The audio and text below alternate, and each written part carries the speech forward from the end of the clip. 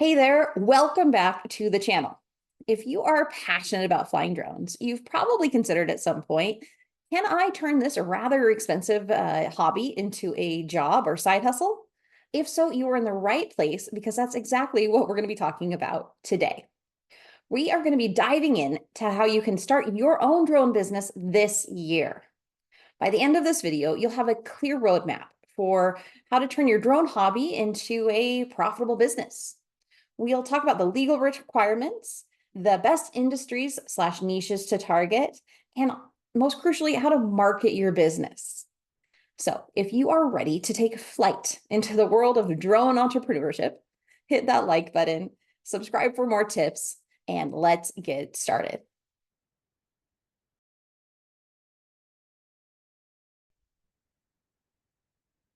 Let's start by talking about the legal considerations. And this is largely to protect yourself, but also to protect our community.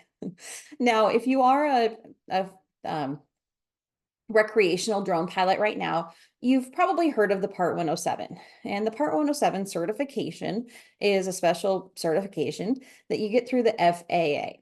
And this is a crucial step to take if you do want to become a commercial drone pilot. This is a hoop you must jump through to use any of the images you take commercially. So that means even if you just want to take a photo of your neighbor's house from an aerial view so they can use it on their Zillow listing, they actually can't use that commercially unless you have your commercial license. So it's a little bit of a extra barrier to entry, but that's also a good thing, right? Because that means that not everybody out there can be selling or commercializing their images unless they've gone through this process. And this is also to help everyone because it's going to help. The process of taking the test is, of course, making sure that you are well versed and understand the rules around drones, how to fly them, how to read different maps so you know not to get hit by an Army helicopter, and the basic safety things. So a lot of it's common sense, of course, but a lot of it's actually pretty interesting once you get into it because it's becoming a pilot. It's a big deal. So it takes your attention. So let me go ahead and share some information around that, and I'll go ahead and compile this into a checklist and attach it to below this video, so you'll have a link to all of these resources. So welcome to the Part 107 website. This is about becoming a certified remote pilot.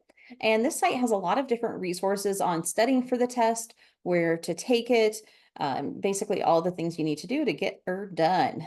So this is the first site to go to when you are beginning your Part 107 journey.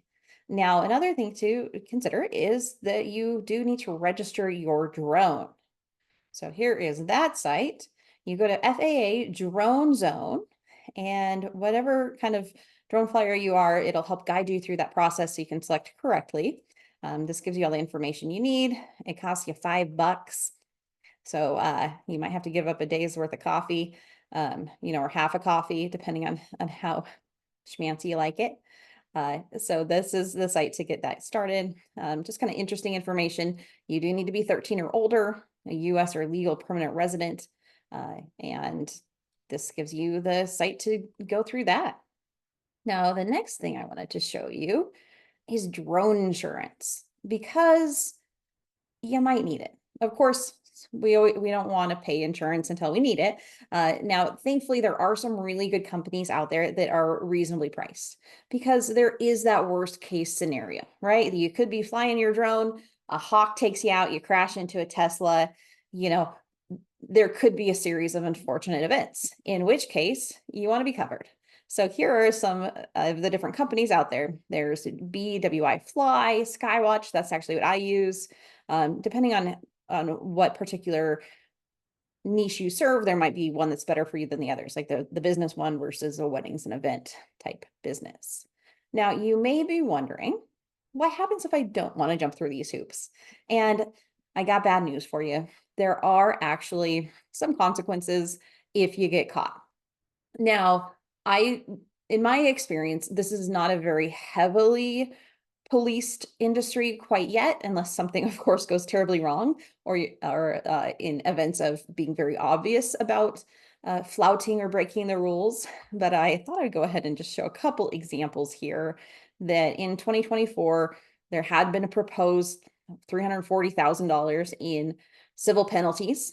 Now, a lot of this is against pilots who flew over other people, which is, of course, inherently dangerous. Don't do that.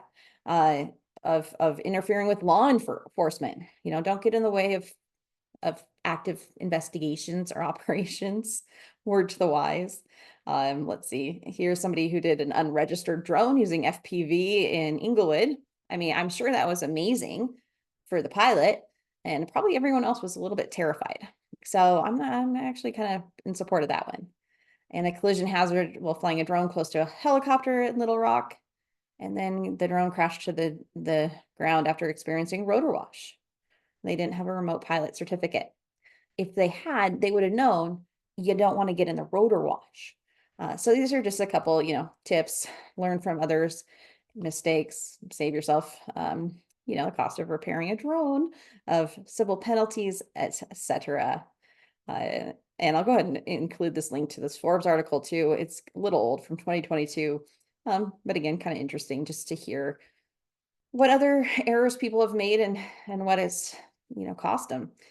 So I don't want to see you on this list. Don't make these mistakes. You have now been forewarned. Now, one last thing to consider here is once you've got your Part 107, once you have your drone insurance, how do you know where you can fly, where you can't fly, what's regulated? Is the president coming to town and you can't fly anywhere? Well, don't worry, there's an app for that. Here is a really commonly used one called Before You Fly. And if you're a beginner drone pilot, this is basically the first one you're going to be wanting to use. This shows, even for recreational flyers, where you can and cannot fly. And it just gives you a lot of information. I highly encourage you to get this app, download it, start playing around, check it out. And of course, when you do start pursuing your Part 107, you'll be learning a lot more elaborate, or is elaborate the right word, more layers to these regulations. And then of course, different apps that are going to allow you to request permissions, etc., depending on what kind of area you're trying to fly, what kind of mission you're trying to accomplish. So I hope this section helps. Let's move on to your niche. So assuming you've now got everything you need to be a commercial drone pilot, you need to decide who you're going to serve. Now, it's often tempting to serve everyone, but I really encourage you to sit down, think about, what kind of hours you want to be doing, who you want to be working with, what you want your projects to look like, and choose a certain niche to focus on, at least to get started. Here are three that I would recommend, at least, again, getting that foot in the door. Personally, I think that real estate is the simplest to get started with, because there are a lot of realtors out there. There's great promotional value in taking aerial drone videos and photography. And there's just a lot of opportunity if you're willing to go out and look for it. Or again, if you set your foundation correctly, you'll have the phone ringing with these people looking for you. So you can either offer just video, just photos, indoor and outdoor, depending on how much you want to get into this world. You could either just provide the outside photos, or if you want to get a little bit more equipment, you can also do the whole interior as well. That all gets pretty involved, but do know that even if you don't want to be doing the whole interior photos and Matterport and go down that road, there are plenty of agents out there who perhaps get the inside done and still need the outside. Although there are photographers who do inside and outside, not all of them do. Perhaps they've done the photos and put the listing up and they're not getting much movement. That's a really good time to offer the aerial photos, because that is going to get more attention to the listing. So there's plenty of room to carve out your little niche, depending on whether or not you actually want to become a full out real estate photographer / videographer or not. Now, if you really want to get interesting, you could look into doing first person view inside real estate. And that can be really great for luxury home listings and also commercial real estate. So, that little boom, boom, boom FPV all through, can make for pretty compelling content, as well as, sales/marketing material. So again, depending on where your skill and interest lies, just something to consider. But that's an area that's definitely not saturated. So if that appeals to you, you've got an idea. We also have construction monitoring. This is another favorite. If you've gone, you have the right drone and you're interested in doing construction monitoring and wanting to get that software that allows you to do waypoints, because once you have a construction monitoring client, the beauty is you've very likely got a monthly client. You've got a regular income from that until the job is done. And as you know, construction often takes forever. So we'll be talking a lot more about this in some other videos, but that's a really great area to focus if you're looking for continuity, if you aren't necessarily trying to fill a creative void in your life, and you really just want to have some predictable income, as well as provide a service. Now, the third thing is media and advertising. And this is where things can get pretty fun. So if you've got that creative flair, a little bit more of that entrepreneurship, and you want to get out there, hustle a little bit, you can definitely carve out a niche in media/advertising. I guarantee you there are little businesses out there, local businesses, that could use your skill to promote their business.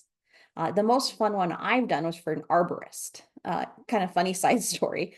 I met this guy because I got my drone stuck in a tree and I called about 20, probably 20 or 30 different tree people trying to find somebody with a ladder, because I just could not climb the tree high enough myself, because of safety and gravity. Anyway, so I connected with this hero arborist who saved my drone with his bucket lift. And then it turned out he needed a website. So I actually did the shoot complimentary. But it was a lot of fun, right? The lifting and the sawing and this and that and cool views. But then we could use that on this site I built for them. And really, it's a lot more engaging. It's really interesting. You can use it in a Facebook ad. It's a way to bring in income pretty quickly and on a much bigger scale than just doing a couple photos, one off. So that's just a consideration. And again, the riches are in the niches. So I know you may be tempted to do, animal or rescue, lost animals and power line inspections and roof inspections and solar and, plus all the ones we just talked about today. But know that when you really specialize with something, you're going to resonate with someone. For example, would you want to go to the laundromat, bingo, tanning, notary, canoe rental place? Or, someone who serves just one of those. Master of one, master of none, whatever that phrase is. Sometimes more really is less. A couple examples here. So there's a residential real estate photo, construction monitoring, and something more on the media and advertising. Now, here's an example of someone I worked with who went down the advertising route. And again, he just took some initiative, went out there and actually created some commercials for a local business. And that was a lot of fun for him and also pretty lucrative. So hopefully this gives you some ideas to get started. Now, last but not least, let's talk about marketing your drone services. Now, the first thing to think about is your online presence. How are people finding you? And if you're honest with yourself, and if you have already gone down this road a little bit and you're trying to start your business and that's what you're watching today, is can the people who you want to pay you money, can they find you right now? Or if they searched, drone aerial photography near me, would all of your competitors show up? If you really don't know, or if your answer is not definitively yes, they would find me, then this is really important to pay attention to. Where are you showing up online? How are you showing up? Who are you speaking to? Who are you attracting? So the biggest things here would be Google My Business And if you don't have a profile, it's free to set up, super easy. Just claim your business. You can even schedule posts and different things online. So you want to make sure that's optimized. That would be the first thing.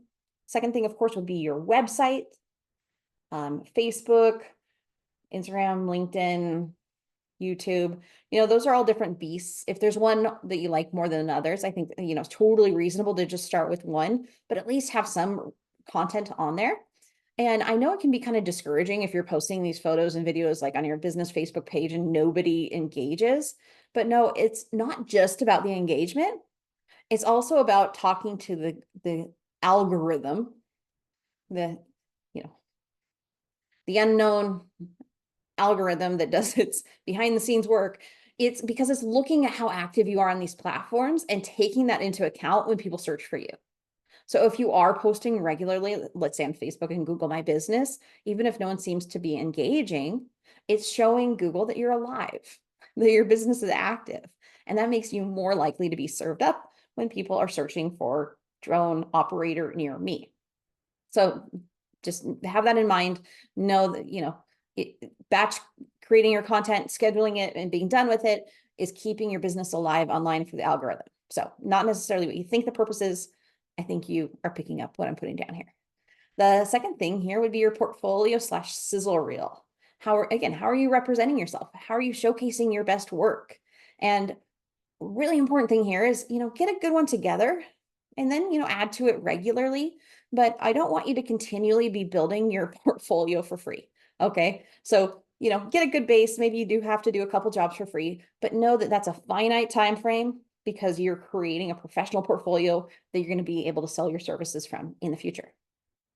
Networking, you got to put yourself out there a little bit, whether that's time you're putting in online through outreach or in person. And in person can be really powerful. It can even be fun, believe it or not. So you could consider the Chamber of Commerce is a great one. Let's see. B2B groups, Chamber of Commerce, Rotary Club, BIA, if you have one in your area, the building industry events, realtor events, who are the people that you're going to be really wanting to talk to? Who are people who are going to be sending you referrals? Who are going to say, hey, I know a guy who could do an aerial shoot for you, or that first person view of your luxury real estate listing, or whatever it is that you want. You got to be putting your name out there, your face out there, shaking hands, kissing babies, getting to know who is in your area and who might be looking for your services. Now, coming back to that local listing thing, I just wanted to show you this really quickly. Because this is such a new industry, it may seem like your area is saturated, but I promise you it's not. I promise you there's huge opportunity in your area. A fun thing for you to do right now would be Google drone pilot near me and see what listings show up. If there aren't that many, or if they're like this with just a couple reviews, this is a great sign because this shows you how quickly you can come in and actually dominate, right? 4 reviews, 1 review, no reviews. This person, I guess they all have websites, but it can be really easy for you to look like the most professional and easiest choice, the best choice, by simply showing up. So simple step there, claim that Google My Business, you got to be in it to win it. Following up with past clients or past prospects is super powerful. I think I'm a little out of order here. Lead nurture, there we are. So not only putting the people that you've met through networking into your system and staying in touch with them, but also, cold outreach that you've done in the past, just staying top of mind. You never know when somebody's ready to say yes, but you got to be asking, right? You got to ask them, are you ready for my services before they can say yes? So just make sure you're staying in contact. Again, that's something that's super easy to automate as long as you're putting people in the system. And then the reviews, referrals, repeat clients, that's really the trifecta. That's where your business gets to be a lot more fun because you've got a flywheel. You've got continuous momentum. If you've got people coming back and sending new people to you and leaving positive reviews, you've got your social proof. You're making the algorithm happy. You're attracting your ideal clients. That's where it gets fun. And here's an example of a challenge I put on a while back where I just ask people to use a simple script to reach out to past clients to give them that opportunity to say yes. And right off the bat, somebody knocked it right out of the park. Sent out the script, booked 3 jobs for a past client. That's the power of following up. That's the power of just putting yourself out there and asking someone to say yes. So I hope that this is helpful for you, that it shows you, how much room there is in this industry. Again, if you're just starting to research getting your Part 107, um, give you some things to think about as far as who you want to serve, how you want to serve them, how you want to be showing up, and then, of course, how you can dominate. Because again, this should be fun. It's work, but it's also fun. So we've covered everything from getting that license to targeting the high growth industries, how to market yourself. Again, if you haven't subscribed yet, I'd love to have you as a subscriber. Check below here for additional resources. I will definitely put together a spreadsheet with all of the different links because I don't want you to have to search through Google for everything. And if there's nothing else you do, I encourage you to just write down what would be the next thing that you need to do to take the next step in your drone business journey. Whether that is signing up for the test or at least getting started researching the materials, whether that's claiming your Google My Business profile or researching the different industries and deciding who you want to serve, or even as big as reaching out to a past client and giving them the chance to say yes to you. What imperfect action could you take right now today to get some momentum in your own business to build the business of your dreams? You've got this. Go out there and get her done.